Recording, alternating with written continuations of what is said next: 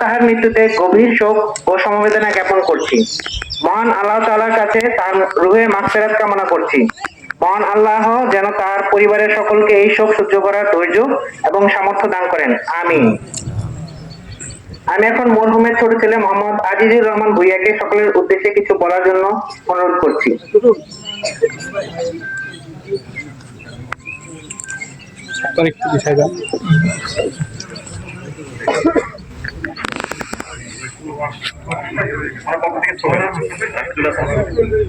ওনার পক্ষ থেকে রাসূলুল হাসান সোহেল কিছু বলবেন।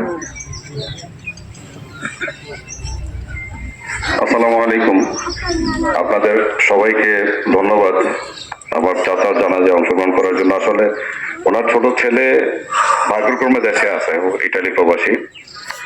ওরা এখন যে পরিস্থিতি আসলে খুব হাই প্রেশার, আসলে দাঁড়াইতেও পারতেছে না, এরকম সিচুয়েশন বসে আছে এখানটায়। আমি আসলে ওর পক্ষ থেকে ক্ষমা চাচ্ছি যে আসলে আপনাদের সামনে কথা বলার জন্য আসতে পারেনি। আমি একবার কথা বলেছি, আরেকবারও সেই একই কথা বলবো যে আপনাদের কাছে করজোড়ে ক্ষমা চাচ্ছি আমার চাচার হয়ে, আমার ফ্যামিলির হয়ে। আপনারা ওনাকে মাফ করে দেবেন। যদি কোনো পাওনা জানা থাকে তাহলে আমার সাথে যোগাযোগ করবেন। আমার ছোট ভাই আজিজুর রহমান আছে, বিপদে আছে, ওনাদের সাথে যোগাযোগ করবেন। আর ওনার জন্য দোয়া করবেন। আমরা আসলে মাটির সূর্য সন্তান একজন মুক্তিযোদ্ধাকে আসলে বিদায় দিচ্ছি। এই কষ্ট আসলে এই দিন তো আসলে আমরা শোধ করতে পারবো না। এই বাংলাদেশ আসলে ওনাদের জন্য, এই আজকে আমরা যে আপনাদের সামনে কথা বলছি, আমরা একসাথে হয়েছি ওনাদের জন্য। দোয়া করবেন আল্লাহ যাতে ওনাকে বিদায় হিসেবে ব্যস্ত দিয়ে যান। আসসালামু আলাইকুম।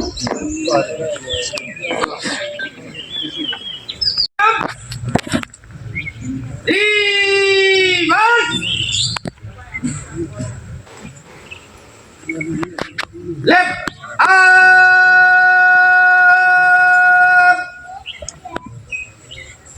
right up.